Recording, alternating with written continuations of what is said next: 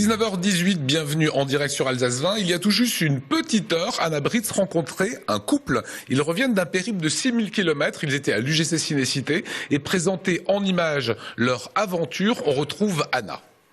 Pendant un an, en 2011 et 2012, Aurélie et Laurent ont parcouru plus de 6000 km à pied dans toute la France. Ils font maintenant à nouveau le Tour de France pour présenter le film qu'ils ont tiré de ce périple. Bonjour, merci d'être avec nous. Alors ce soir, vous êtes à Strasbourg, vous êtes d'ailleurs pour quelques semaines encore en Alsace pour présenter un petit peu ce que vous avez ramené de ce voyage. Alors d'abord, parlez-moi de ce projet 6000 km à pied. Pourquoi? Comment ça s'est monté?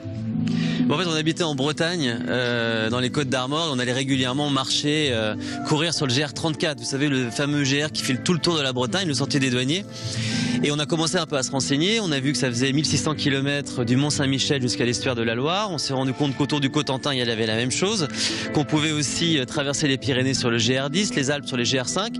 Et a germé dans notre tête l'idée de se dire, tiens, et si on faisait le Tour de France à pied au plus près des frontières? Et un partenariat aussi avec Thalassa et Georges Pernou a fait que voilà, on s'est lancé dans l'aventure.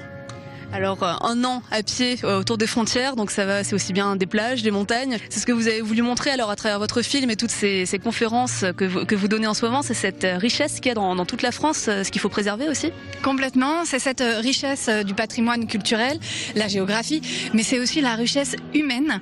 En fait, nous dans notre périple, on a voulu pas le vivre justement dans notre bulle, mais l'ouvrir le plus possible. Et donc on a dormi chez les gens et on a proposé aux gens de venir marcher avec nous.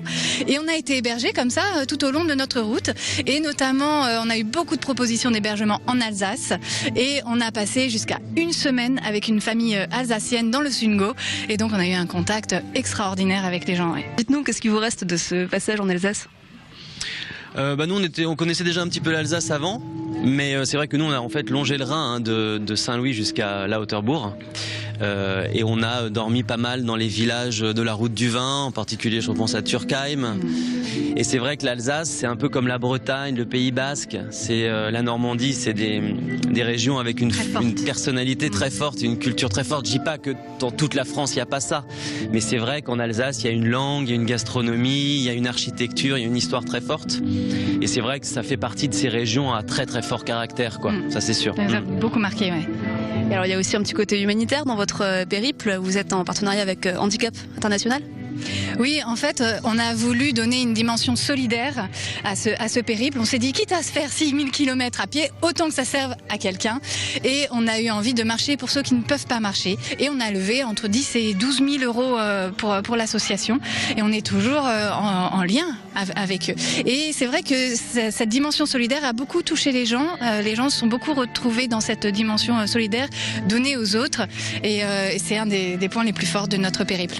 Vous avez déjà des prochains projets, puisque vous aviez aussi déjà fait des voyages un petit peu aux quatre coins du monde avant ça? Déjà là on va faire toutes les conférences. Alors j'ai ressorti le petit prospectus de Connaissance du Monde, puisque c'est dans le cadre de Connaissance du Monde. On fait encore pas mal de conférences ici à l'UGC Ciné-Cité de Strasbourg. On sera là de nouveau vendredi à 15h et à 17h30 et dimanche à 10h45. Ensuite on part dans plein d'endroits. On va à Benfeld, on va à Belfort, on va à Bulle, à Colmar, à Delle, à Erstein. Voilà, enfin tout ça c'est sur connaissancedumonde.com pour ceux que ça intéresse. Et une fois qu'on aura fait ces 170 conférences, on va sans doute continuer notre série sur les mariages du monde, puisque ça fait 3 ans qu'on a commencé une série pour France 5 sur les mariages du monde. On a fait le Pérou, le Maroc, l'Inde, le Cap-Vert, enfin on a fait 9 pays. On revient tout juste du Japon et de l'Ouzbékistan. Et donc voilà, après les conférences à partir d'avril, on risque de repartir sur un mariage, peut-être en Tanzanie, peut-être en Mongolie, au Népal. On va voir, voilà. En tout cas on va repartir faire 3 nouveaux mariages pour cette série de films. Et ben merci, donc les rendez-vous sont pris, j'espère que vous avez bien noté, et puis nous on vous laisse partir puisque dans quelques secondes la projection commence.